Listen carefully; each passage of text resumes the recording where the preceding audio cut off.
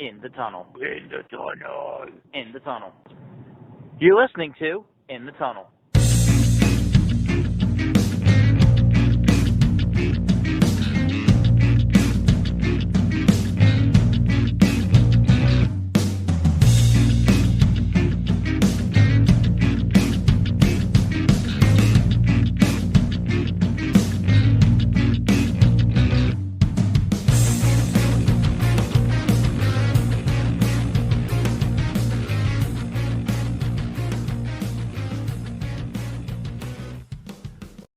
Hello and welcome to In the Tunnel, episode number 110. One of our in-person series, either number 3 or number 4. I think it's 4. I know 2019 for sure. Yeah. 2021. And now it's 3. Right. Also, it depends. Did we do one when I first moved up here? We did one before you moved up here, I think. Yeah, in April, but did we do one that January? Yeah, we did also. I think it's 4. Okay, so 4. Yeah, this is a great way to start it off. But yeah, we're here in person. We are making a yearly tradition out of the 4th of July because why not take a holiday and turn it into something that affects you? Yeah, Instead of honoring them, let's honor ourselves. Yep. Which that in itself will be controversial. Alright, yeah, so we're talking free agency this episode, starting with the NHL. Alright, so we have a flurry of Carolina signings. Yeah, so they were probably the biggest game hunters so far in this free agency period. So they, not necessarily only in players that they pursued externally, but bringing back. I have my thoughts on the Anderson and Ranta 1-2, but they brought him back, but they've also pursued some defensive and fourth line help as well. Yeah, with Orlov and Bunting.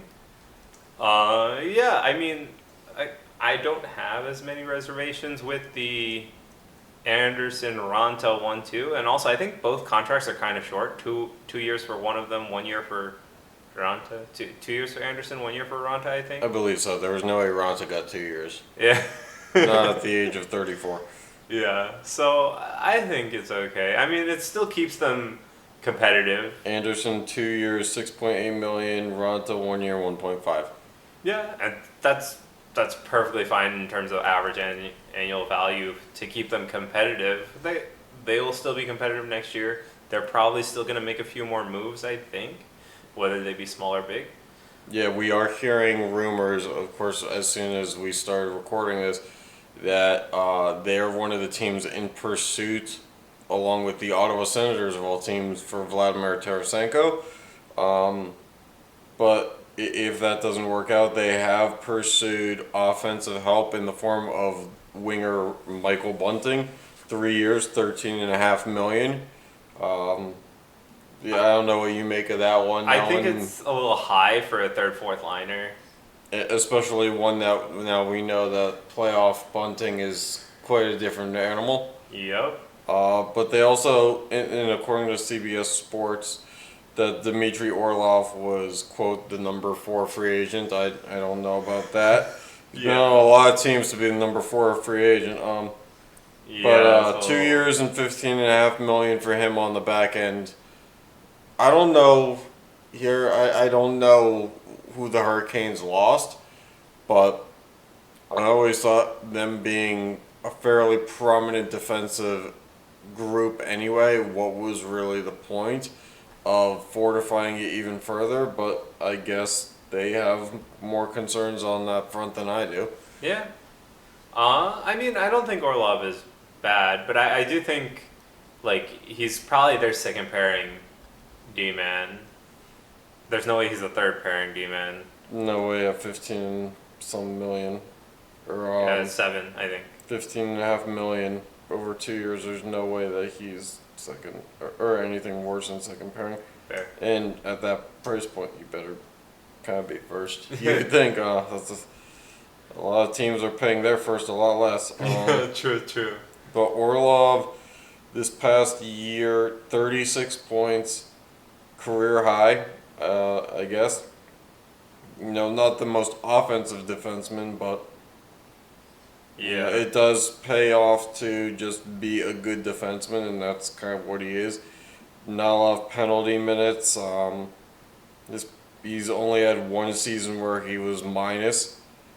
So I think he's a solid. he's solid, defenseman. and I guess that consistency is rewarded. Yeah.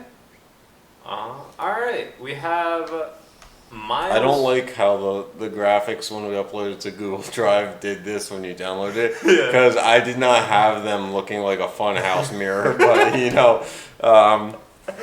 yeah, anyone who watches the YouTube videos in for a treat. Yeah, I mean, so we have Colorado Avalanche giving Miles Wood 6 by 2.5.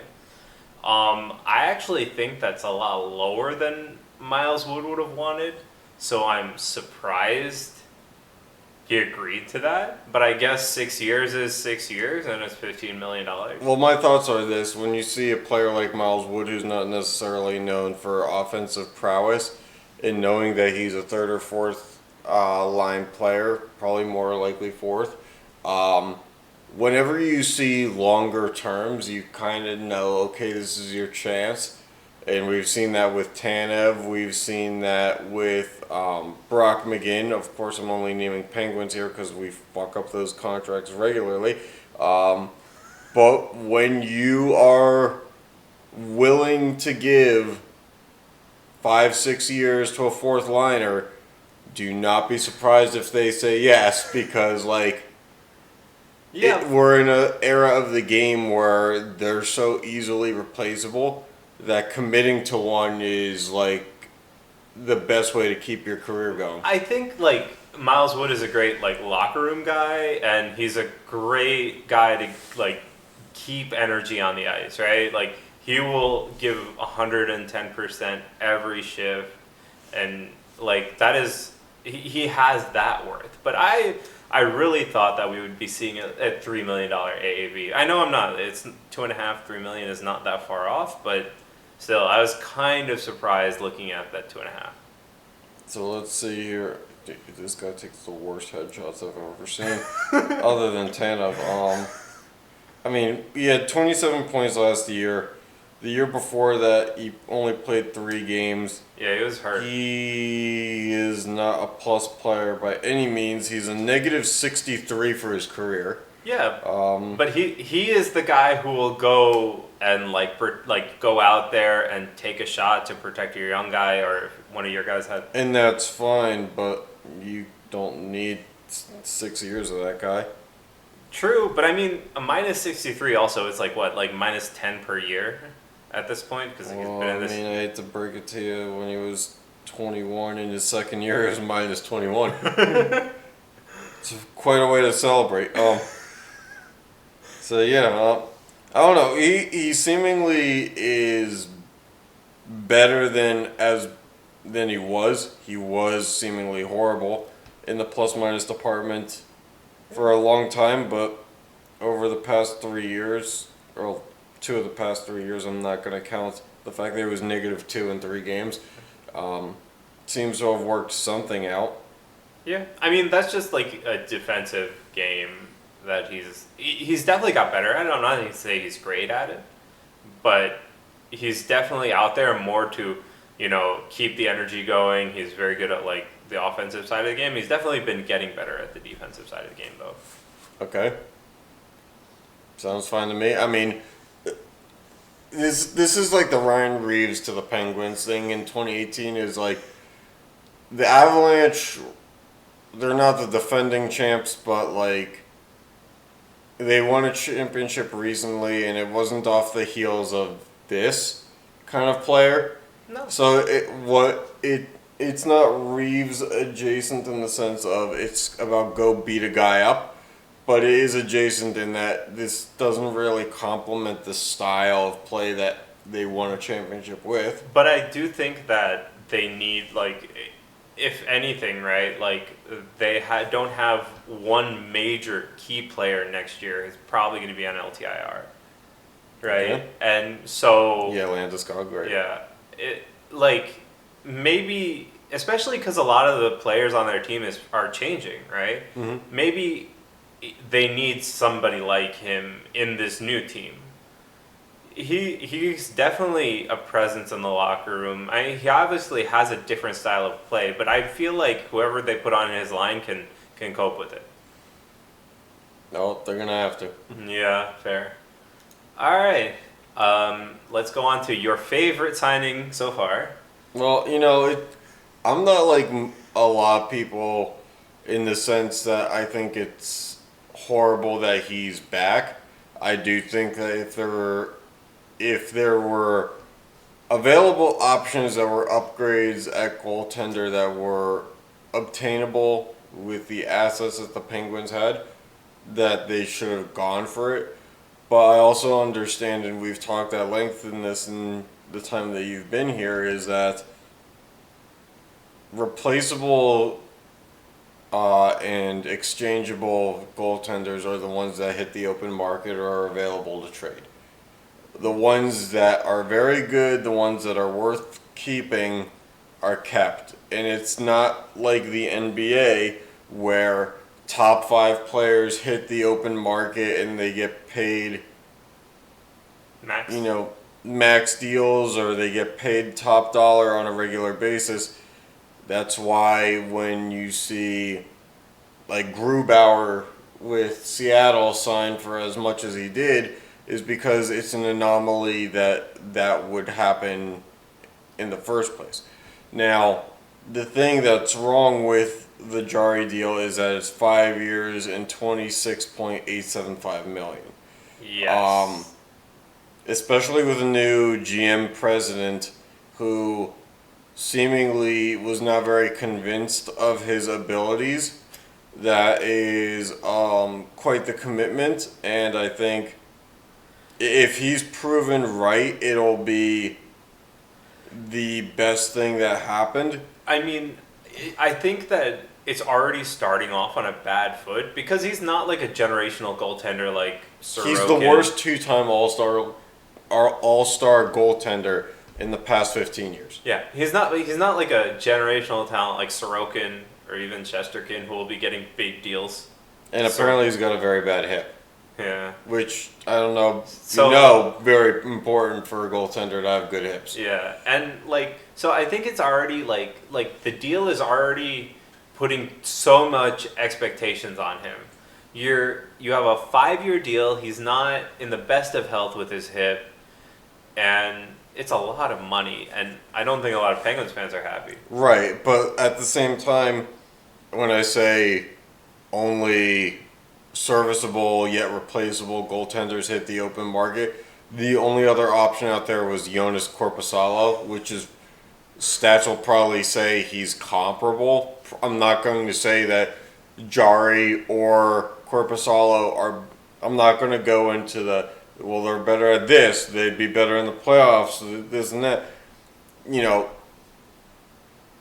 It is what it is. I agree. Serviceable but not solid goaltenders that are available. And then, of course, we find out today that John Gibson is demanding a trade, has refused to play another game for the Ducks, and maybe he would have been available, but it's kind of hard to believe that they wouldn't have kicked the tires on that idea and given Anaheim a call anyway. Mm-hmm. So. Yeah. All right, and on the Devils side, we re-signed the rest of the BMW line. Wait, I'm sorry. We've been here 5 days. You said nothing about a BMW line. It was Bastian McLeod Wood, BMW. Oh, let's hope they didn't sell shirts for that. Hey, you never know. I mean, I got the HBK line shirt, and I wore that shirt one time, and I donated it. Yeah, so I mean, we signed these guys to both. McLeod had 1 year, 1.4, and Bastian is 2 years and 1.3 average. So, Yeah, I think they both were instrumental along with Wood, but I didn't think we would pay Wood what he wanted, and I thought that was over $3 million. So I'm really glad we were keeping these two. Yeah, and I think my co-host is looking for BMW line merch. I am. And the fact that I have to go to Fanatics website means that you guys don't have a fan base that did it themselves. Yeah, I thought somebody at least made it for themselves. This is not. Why is there a fucking baseball jersey? Anyway, yeah, this is not looking promising. I'm gonna go ahead and just say no. Because I don't really want to go through the whole Fanatics website. Yeah, I'm pretty sure somebody made. Honest to God, I've never found a team that has less represented attire than this one. Like, does Newark not have like pop-up shops? Like, you've been to the Strip District here. And, like, all the fucking secondhand shit. Like, is it just because there is no true city in New Jersey?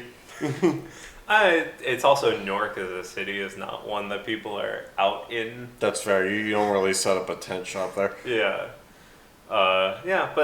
So it'll be good for the Devils. We're keeping a lot of them. We also re-signed a few people on RFA For deals. now. Yeah. So, yeah, we're looking good. We also had a trade. Or two. Yeah. Yeah, so we acquired Colin Miller for our 5th round pick in 25. I think that's okay. And we also got Tyler Toffoli for Igor Sharangovich and a 2023 3rd round pick, which was this past draft. I'm kind of sad about that one, but I mean, Toffoli's contract is another year. He's coming off a year where he scored 34 times, 73 points. He is only, 30? He's going into his age 31 season. Mm-hmm. So, like, yeah, he's in his prime. It's not the worst time to bolster that part of the lineup for the Devils. The problem is what it's going to do for your roster. But the big thing is I think it's only one more year left on his deal. So like we'll have a more cash opening up to sign the guys who are coming up next year for contracts, which are Akira Schmid and Dawson Mercer. Yes, last year of his deal. So there's good and bad to be said about that, but it'll definitely be something we have to address. Yeah. All right, and now we get to the Lou Lamoriello segment. Lamoriello, however you want to call him. Well, the right way. Yeah. Not with additional, Yeah, he deserves it. In lieu of those rings, if you get what I'm saying. Yep. So let's talk about the good first. They extended Sorokin a year early. Mm-hmm. Their highlight goaltender. Yeah, not on this. But then they also re-signed their backup goaltender to a pretty big deal, Semyon Varlamov. Okay.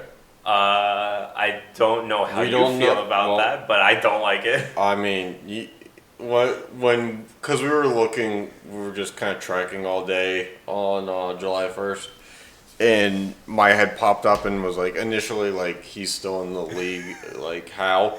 Because goaltenders don't really have the shelf life that they, I guess, could have if they weren't goaltenders.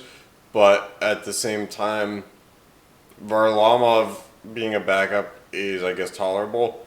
He and Marc-Andre Fleury are probably the only ones to make it to, like, their age 37, 38, 39 seasons. Yeah. And still in the league.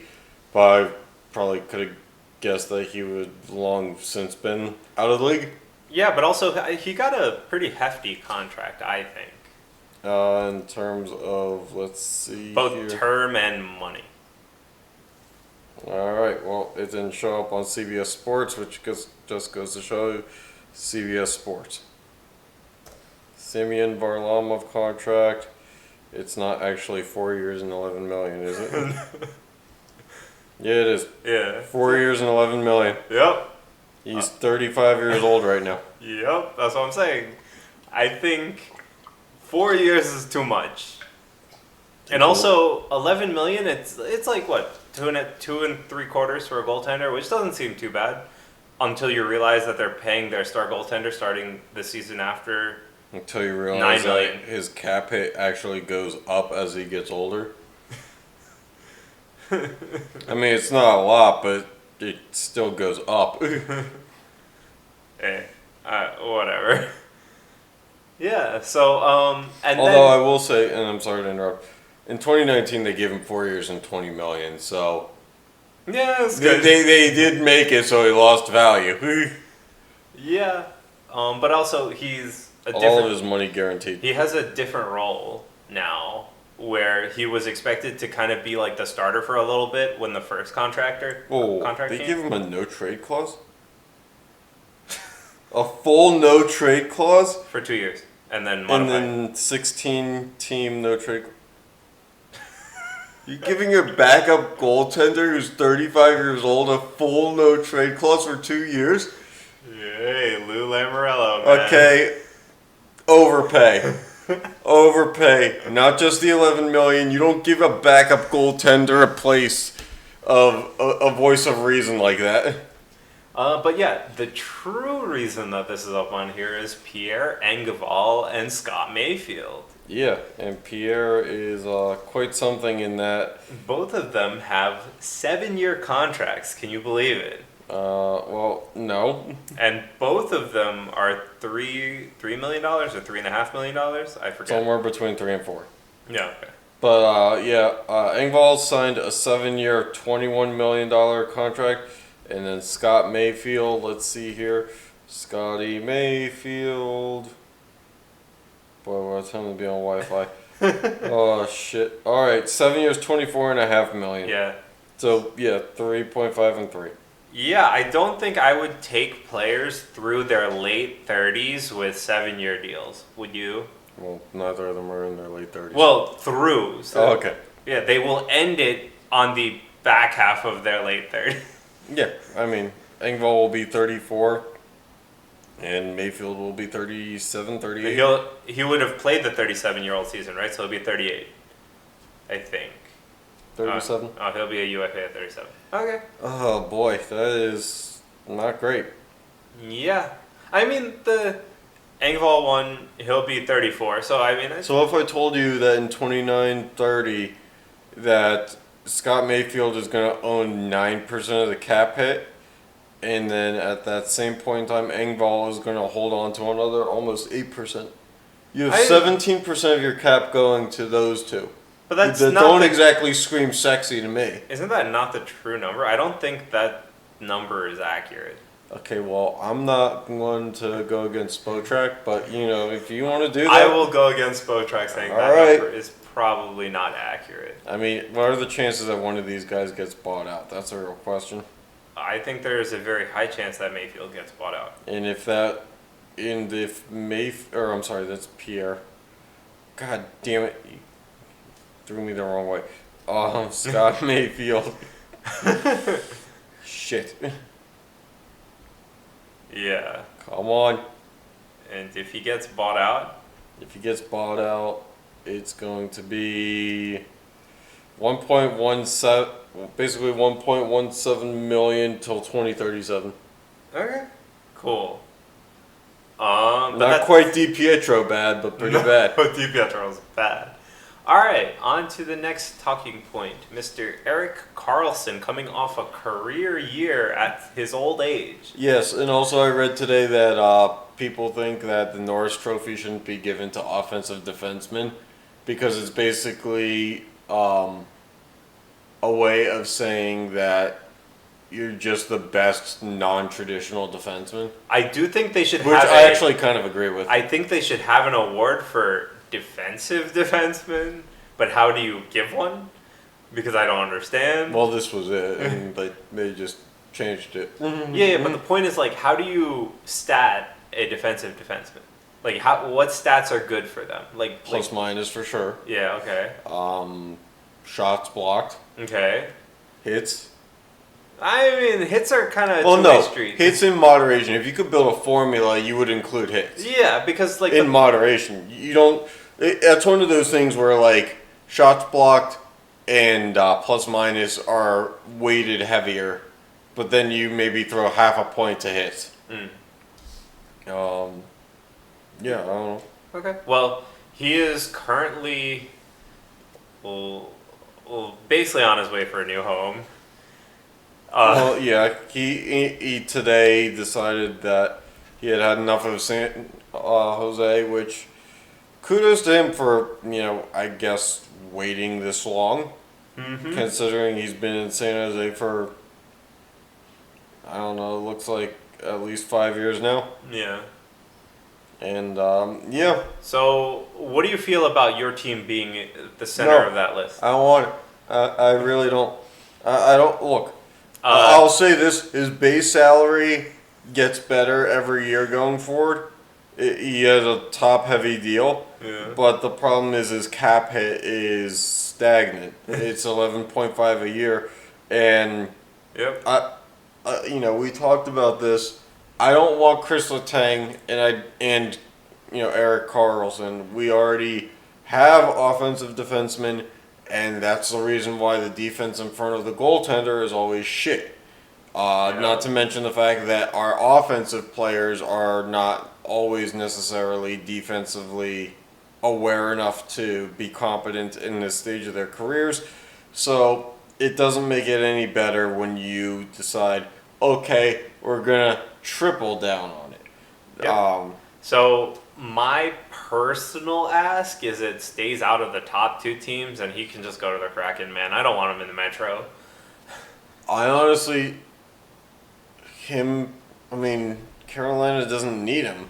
Yeah, Like, that also. That's one thing that doesn't make any sense to me, because if I look at Carolina, and let's go to defensemen here, we're talking about Dmitry Orlov, Jacob Slavin, Burns. Brent Burns, Brady Shea, Brett Pesce, Jalen Chatfield. There is absolutely no need here for Eric Carlson. This defensive core is completely fine. Yeah. And not to mention the fact that them standings wise has worked with this core. Yep. And that is a primarily defense group. And yeah, Brent Burns gives you a little offensive touch, nothing too much. And yeah, Brady Shea probably the same thing, but like, Slavin and what's Orlov are pretty dang good defensively. Yeah, I'm saying offensively, you do have pieces that do that for you. Yeah. I just don't understand what Eric Carlson does, because you basically have to change the game plan for him. Yeah, And so why would you please, do that? Kraken, just give up a lot and take him. So the Metro. Well, the doesn't Kraken to have deal the with it. assets to do it. Yeah. In theory, because of them being an expansion team. Yeah. Now, granted, they didn't take on all the picks that Vegas did when Vegas. Yeah, came because into they the weren't league. allowed to. Yeah, they changed the model. Yeah, which sucks for them because it actually made the first They just gave them the number 2 overall pick, Yeah. and basically he said, here's generational wealth. All right, and also there are some rumors around Connor Hellebuck. He doesn't want to be there. Yeah, wanting a trade. So there are rumors also that the Devils are in on it, but man, I would rather us stick with Vanacek Schmid. I know that some people think that Schmid still needs a little bit of time in the AHL, but I think he'll do just fine if you throw him in the NHL. And my theory is if he's good enough to throw out in the playoffs, Yeah. then you might as well just throw him out in an NHL regular season game, because I- at that point that's basically the AHL. I do think you can definitely control his play time. Give Vanacek most of the starts, but not by a large margin. But he's definitely I think NHL ready. you just ease him into being the number 1 over time. Yeah, but Just again, kind so of fizzle Vanacek out, because Vanacek- Vanacek is competent, but he's nothing great. but I think we have Vanacek for a few years. Yeah, because basically Seattle took him, signed him, and then sent him back to the Capitals, and then I think Capitals sent him to you guys. Yeah, but then we signed him for 3 years. 3 years Yeah, with this guy. So we have another 2, and we have to re-sign Schmid after next year because he's at the end of his ELC. Okay. I mean, you guys can get out of Vanacek before he's 30. That's not bad. Yeah. So I don't You guys got a second round pick with him. Yeah. But again, I don't see why. Like I understand Hellebuck is a really good goaltender, but we'd have to give up a lot, and I don't think we should. Especially because our window isn't anywhere near closing. So I think that giving up so much for Hellebuck is not the right idea. He was number 5 in save percentage at 92. Yeah. In terms of wins, he was number 5 with 37. 37? Goals allowed. Yeah, it's not gonna help me. No, it doesn't help at all. Alright, well, it appears I've stumbled onto a site that's not gonna help me. Yep. Also, why is this based on 157? 157. Ranks 100. Yeah, but that's fine. So why is this like looking at international stats? Yeah. Like, why is there a pie chart that says like where they're all coming from nationality wise? Alright. Canada gives up the most goals. Great. Alright, and the last people to talk about, because they probably will not be relevant for a long while, is the Minnesota Wild. Well, they're relevant. They make the playoffs. They make the second round. But that's no different than when they were relevant in 2013. Yeah. And what they have now is $15 million for this year in buyout penalty. Hooray! Zach Parise, Ryan Suter. Yeah. Those guys were so stupid. Not them for signing it, but like, just the fact that you would give 12-year contracts in itself, like, Yeah, I mean, hey. who the fuck would take somebody in their mid-20s and be like, you know what, we want you till you're past 40? Hey, like, we tried to sign Kovalchuk to a 17-year, $102 million contract. So I don't know what you're talking about. Although I will say, now that I look back on, it was 13-year deals. Excuse me for thinking it was a measly 12. The smartest thing they did in this was they put $25 million in signing bonuses that don't count against the cap at all. Yeah. Yeah, but like, we'll see. I mean, I don't think, like, this year it's pretty bad, and then for the next few years they have like $3 million in buyout penalty because of this. Yeah. Yeah, they're, I mean, it looks like Suter's going to get paid till 2029. Yeah, so it's pretty same. $833,000 a year. Yeah, but the buyout penalty is like $1.5 million, I think, for the Wild. Yeah. So Not great. yeah. So I mean, I think we revisit the Wild next year because, like, I think that's just too much of a deficit. You're basically the Arizona Coyotes with how much you can spend. Mm-hmm. So, and nothing against the Coyotes. They're actually they're actively trying to take on bad contracts. Yeah. Yeah, but also they do develop, like, they have some good young players, and they're pretty fun to watch. Yeah, especially on a college campus. Yeah. All right. Other free as their franchise fizzles out into mediocrity. Other signings, yeah. So we already talked about Korpisalo. He signed a $4 million contract for 1 year, I think, with the Ottawa Senators, which No. I think its average was $4 million then. Yeah, it was not a 1 year contract though. Oh, okay. It was definitely not. It was 5 years, $20 million. Oh, 5 years, $20 million. Sorry. I definitely think that I would take Korpisalo at 5 years, $20 million over Yari at 5 years to 26.875. But yeah, I don't know. It really is comparable to me. Mm-hmm. I guess you pay for the comfort of knowing that you know what you're getting versus the idea that it could be better or it could be worse. Yep. Now, again, we don't need to go back to dry, but it's still an overpay regardless. But yeah. All right, and Duchesne signed a 1 year, $3 million contract with the Dallas Stars. He got bought out, so he doesn't really care. not that he cared when he was in Nashville anyway. Yeah, and I've heard reactions that say that like they were surprised that Duchesne got bought out, but like I don't think he was really performing, and I think Yeah, that no shit. Nashville thought they could use the freed up cap space to actually do something, and take the little bit of a hit later. So they're going to be taking that hit for the next 6 years at almost $9.5 million. Yeah, Not per year overall. yeah, yeah. But I don't know. They also turned around right afterwards and brought in Ryan O'Reilly, which is like I don't understand why you're going to put money on the books and not keep a guy and then immediately invest in a supporting cast, but like why wouldn't you do that with Matt Duchene? But if there's any team that kind of seems to be in flux regardless of any kind of complementary fit, it seems to be Nashville. Yep. And I know I'm going back to the Stanley Cup run, but like there were a lot of heads that didn't necessarily mesh until like 1 month. So Yeah, and that's then, just kind of how Nashville's always been. yeah. All right, and then the Rangers have signed Blake Wheeler. I don't know what to think about that one. I He's an think old guy, and the yeah. Rangers are paying for him to be kind of like the Martin St. Louis that they bring in. They are paying for a form of leadership and a form of contributing, but it's a pretty cheap contract, no? 800,000 and a no trade clause. Because why not? Yeah. Why not? I mean, Or I'm sorry, it's 1.1. 1.1 million. That's not bad.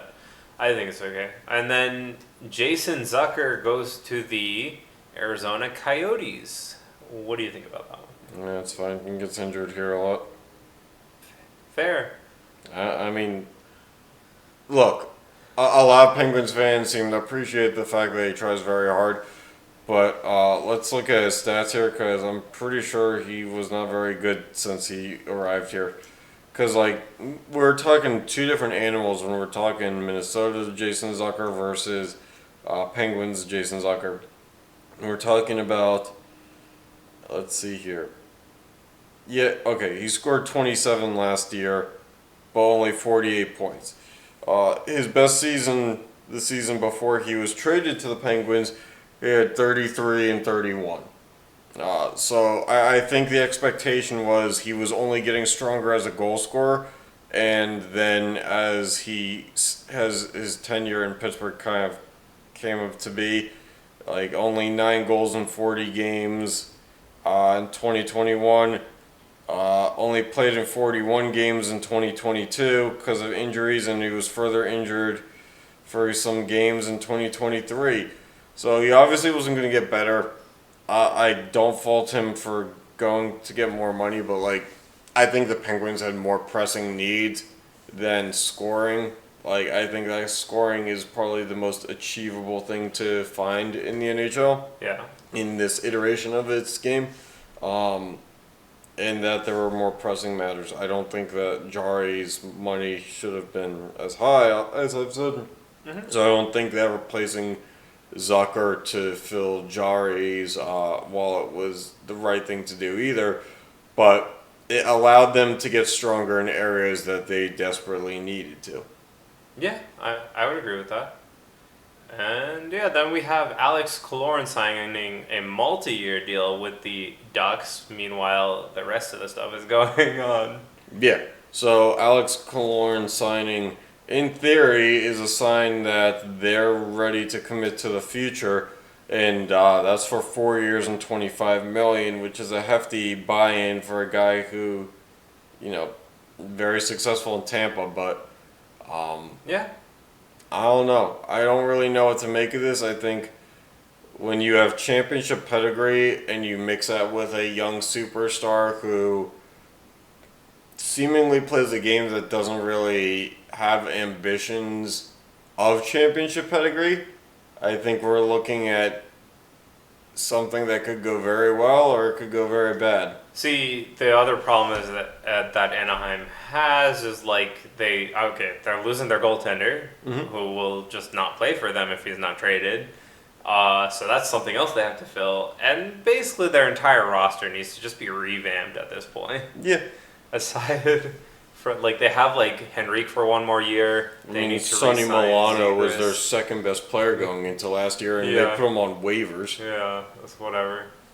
Oh my. And then, to round things out that we want to talk about, Tyler Bertuzzi gets signed by the Toronto Maple Leafs. So, I mean, we're figuring this out as it goes. The Maple Leafs seemingly have money, but it's not for the guys who, like, feel like they're worth it. So, like, we read before we got on for the recording that William Nylander wants to be a Maple Leaf, but he wants over $10 million a year, and his camp is saying that the Maple Leafs obviously don't believe that to be true. And in that same span of negotiations, we're seeing that, okay, well, Max Domi's going to Toronto. We're seeing that Ryan Reeves. We're seeing Tyler Bertuzzi. And what we're seeing here is this team that's strapped for money, spending it on multiple areas. And that basically says, because these are contracts that are $3 million, 4 or 5 million. Actually, what was Bertuzzi? Really, it doesn't say. I think it was 5.5. Yeah, I think so. So money that would have otherwise gone to Nylander if they just kept the band together is going other places, and I think that probably was the right call. Yeah, but now when Nylander is done, he is going to, like, he will be the blockbuster free agent. That's fine. And he will. He wasn't going to stay there long term anyway. Plus, I'm pretty sure he's already pushing 30. Yeah, I think so. Isn't he still in his late 20s? William Nylander is 27. Okay, I mean, He still has a couple of years. he has a couple years, but, like, I don't know. Yeah. He's on a 10-team no-trade clause list. Yep. Yeah. But you're probably looking, if they can't get a deal done, that no trade clause, that list is going to be used because they could probably get a lot for him. Oh, yeah, he'll waive that shit easily. Not even Doesn't that. even matter he's just what giving, team he goes to. He's just going to want some money. Yeah, but like, it doesn't matter, but they can find a team outside of that list to trade him with and still get a lot. Well, yeah, there's a shitbag team that's not on that list for sure. Yeah. Might be Anaheim because, as we're about to get into here. Yeah. So right now, as of today, July 3rd, when we're recording this, they are $7 million under the cap floor. How? And they had like a normal amount of contracts. They just gave Killorn 25. And then they sheets. gave Killorn 6.25 million per And year. what if I told you that since John Gibson doesn't want to play for this team, this is going to get bigger? This is going to get bigger. Like, what the heck are we looking at? How, like, okay, when I looked at the cap situation for the rest of the teams, I was expecting, maybe Arizona to be on the low end, but they gave Zucker a big contract. Or, some other team, even maybe Minnesota, because they're dealing with $15 million in buyout penalties, so they can't even use some of the cap space. Boy, what it would be like to, see these two GMs in action. But no, we get Anaheim at 54 point some million dollars right now, which is $7 million under the $61.8 million floor. Mm-hmm. So I'm looking for what money they're going to throw at people just to play for them for a season. Yeah. What John from the, General Adults League, Senior League is going to take to, just dress up. I think we have a Tarasenko signing. And a Tarasenko signing. Guess it looks like I've yet to see something definitive, but you know how those clutch points ads always get you on Facebook. I guess it looks like maybe the Hurricanes. Hurricanes for Tarasenko, huh? That'll be their secondary scoring, like we were talking about. Yep, Hurricanes. Hurricanes for Tarasenko. That's huge. It is. They definitely have no money left. Yeah, they're done. Yeah, so we can go back up to their list here and just add Tarasenko. What do you think? Add guy who used to wear a St. Louis jersey. And a Rangers jersey for a little bit. AI. Add Tarasenko to graphic. All right. Anyway, yeah. So It can't comprehend a name like that. I'm just like curious on what Anaheim's going to do to get to the cap floor. Basically, I mean they'll get to it, but like I was gonna say Tarasenko. yeah, but Tarasenko don't want to play for them. Okay. All right. So let's look at NBA free agency here. Oh. Okay. So, you want to look at the Yeah. Rockets? So this is where I take the mic. So we have NBA. We have teams. The NBA. We have teams with either no cap space, and we have teams with lots of cap space. So when I see a team like the Houston Rockets, and the Houston Rockets had a lot of cap space going into the free agency period. Let's see here. I guess the 2023 cap table. And they have a lot of guys on rookie deals. A lot of guys who are young. So they went out and they got Fred VanVleet from the Raptors because he wanted to stay in Toronto, but he re-upped for 2 years in Toronto because he wanted max money, but he wanted to chase a ring with a good supporting cast more. So he had stayed for another 2 years, bet on himself. He's now going to get $40 million a year in Houston, and then everybody's favorite Dylan Brooks is going to get $80 million over the next 4 years. Which I don't know. I don't know about spending $20 million a year on a guy who offensively is kind of inept, but yeah, I guess different strokes for different folks. They're gonna have plenty of scoring elsewhere.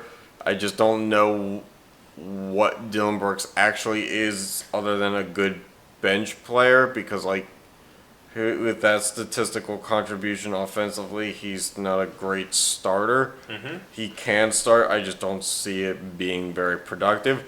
And then they went out and they got Jock Landale from the Suns, which I know a lot of Suns fans wanted Jock to stay because they needed a good bench. But the Suns don't have any money, really. They had to upgrade the whole bench, which they kind of did. But they definitely didn't have, 4 years, $32 million available for a backup or third string center. So there's that. And then Jeff Green comes off of winning a championship. He's going to make $6 million. Excuse me. Okay. So we'll edit that out, I hope. But we'll see. I don't know. That, and they acquired Patty Mills, but they're going to flip him to Oklahoma City. And they drafted Amen Thompson and signed Cam Whitmore, who was a draft pick. So, yeah. They've done a lot. All right. Also, didn't Cam Whitmore get drafted by the Nets? Probably, dude. The Nets, No, they had back-to-back first-round picks. Yes, I agree. Okay, interesting. All right, anyway. Yeah. So let's talk about the next guy. Yeah, Damian Lillard. So the fun thing here is we have a guy who... Oh, okay. They got Noah Clowney at 21. I read the wrong pick. Damian Lillard has been a longtime Portland Trailblazer, and he's a great player in a small market, not a lot of guys around him since C.J. McCollum left that were worth this team being a contender. And since then, they've kind of been in flux of trying to support this man in his quest to have a decent team around him, but at the same time trying to rebuild. And I guess just it's taken too long, and it's just the straw that broke, and now he wants out. And as of today, he pretty much exclusively wants to play for Miami. There were before free agency started rumors of other teams, but Miami has lost some guys in free agency. I'm not saying they have all the money to make it happen. And it would probably take Tyler Harrow and compensation to make this trade happen. But I don't know. I think you do right by him if you trade him because he was apparently a very good community member for a smaller city. But this is how the NBA is now. It's players have all the leverage. Yep. And we've known that for 5-10 years now. And because they have all the leverage, there's not much else he can really do. He doesn't want to be there anymore, and players in the NBA can just hold out because their deals are guaranteed money. Yep. So, All right, and some other signings. The Kyrie Irving goes to the Timberwolves, if I'm not mistaken. you're very mistaken. That's the Mavericks. That's the Mavericks. And he decided to go back to the Mavericks, which Wait, I think is amazing because He went he back to the couldn't Mavericks. leave them. He couldn't get them to the playoffs, despite the fact that when he was acquired by the Mavericks, they were in playoff position. He did what everybody thought was going to happen and drive them out of the playoff picture. So much so that they were out of it with multiple games left in the season. Yep. So why not go back? Hey, it's a great idea. It is a great idea. It's one less team I have to worry about, and fuck Luka Doncic. Chris Middleton re-upped with Milwaukee, which I think is smart because a player like him probably his game only translates very well in a system that allows it to. Mm-hmm. So why not go back to what works? I think the same is true of Draymond Green. Especially now that the Golden State Warriors have Chris Paul. Mm-hmm. I don't know. Draymond, I guess, stayed for 4 more years, 100. And people seem to not realize Draymond is the oldest of that core group because he was the college senior. And, Yep. Curry, I think, was a junior, and Clay was a sophomore or junior, I want to say. So, they're all aging, but college senior, you're coming in the league a little bit more ripe, so that doesn't help. It's been an off-season of familiarity winning. Kyle Kuzma was rumored to just literally go anywhere other than Washington Guess where he and goes? took less money to stay. Yep. Like, he got 4 years, I want to say $102 million. I feel like a player of his stature, he's not the best player. He's a solid number 2 scoring option, but he's probably never going to be a star. I don't know. I don't know exactly why he stayed, and why he took less money to stay. Maybe there was something about Washington, D.C. that he liked better than the public ever knew. Yeah. And as I mentioned, the Heat did lose some pieces. Max Strus signed for 4 years with Cleveland. Yep. And Gabe Vincent signed for either 2 or 3 years with the Lakers. So it's been interesting. For what the NBA free agency class normally is, we normally see a star or two out there that will transcend the league by going somewhere else. But the fact that that trend didn't really take this year makes it kind of a dull year. And there's a lot of guys that will still be signed and still out there. But I don't know. I feel like more trades will be noteworthy than what's going on with free agency. Yeah, I agree. All right. So yeah, that's our free agent recap for at least early free agency. Both of them, it's only been a few days, so we'll definitely come back to this probably closer to when the seasons are starting. Do you think this was better than last year when we strictly like looked at bad contracts, like the buyouts because of Bobby Bonilla Day? Bobby Bonilla Day. I don't know that one was our best episode. It was fun to do, but I don't know. Yeah, I don't know. This was good though. I'm ready for rain. Yes, you are. All right, well, you got anything to cap us off with? Until next year, we're in the same room again to record. Is it really going to take that long? Hopefully not, but Hopefully with not. how it's going. Yeah, I don't know. I'm feeling like a ton of flowers. All right, well, thanks for tuning in and catch you next time.